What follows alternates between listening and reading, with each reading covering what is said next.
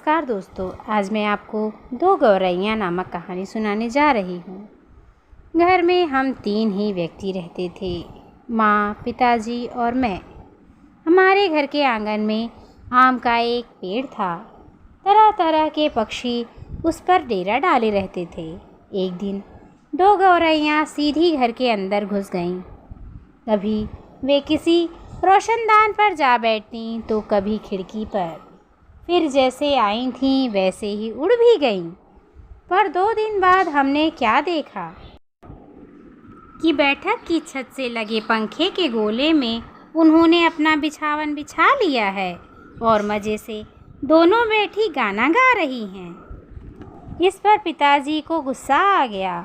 उन्होंने पंखे के नीचे जाकर ज़ोर से ताली बजाई, बाहें झुलाई, फिर खड़े खड़े कूदने लगे।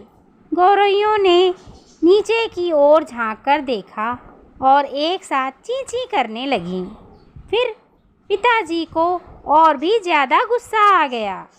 वे बाहर से लाठी उठा लाए। उन्होंने लाठी ऊंची उठाकर पंखे के गोले को ठोंका। ची ची करती गौरैया उड़कर पर्दे के डंडे पर जा बैठीं।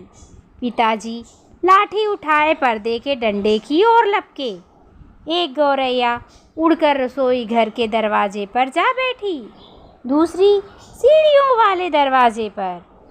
माँ हंस दी, तुम तो बड़े समझदार हो जी, सभी दरवाजे खुले हैं और तुम गौरैयों को बाहर निकाल रहे हो।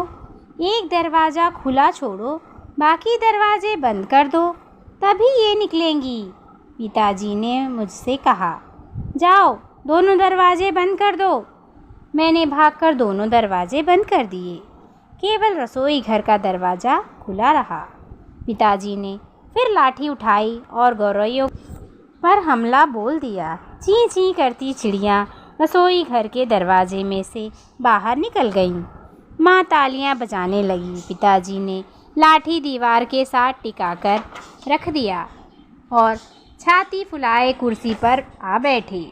तभी पंखे के ऊपर से ची ची की आवाज़ सुनाई पड़ी। मैंने सिर उठाकर ऊपर की ओर देखा। दोनों गौरैया फिर से अपने घोंसले में मौजूद थीं।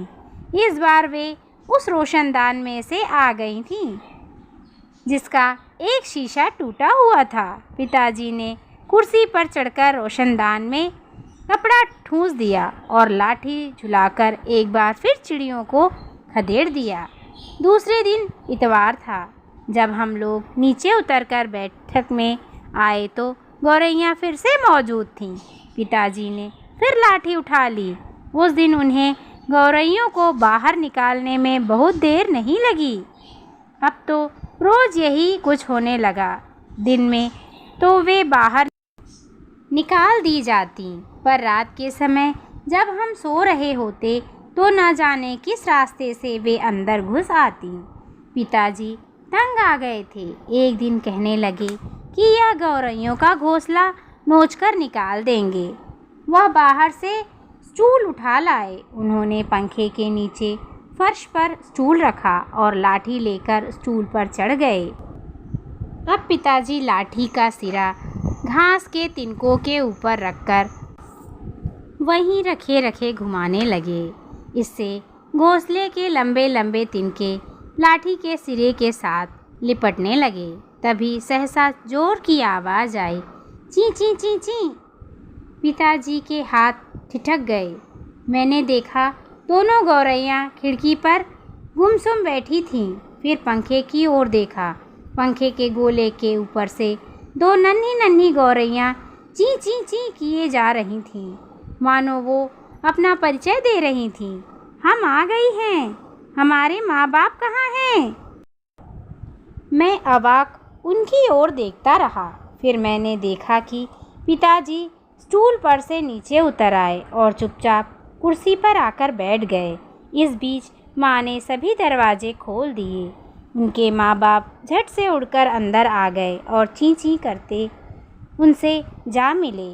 मादा गौरैया उनकी नन्ही नन्ही चोंचों में चुग्गा डालने लगी। कमरे में फिर से शोर होने लगा था, पर इस बार पिताजी उनकी ओर देखकर केवल मुस्कुराते रहे।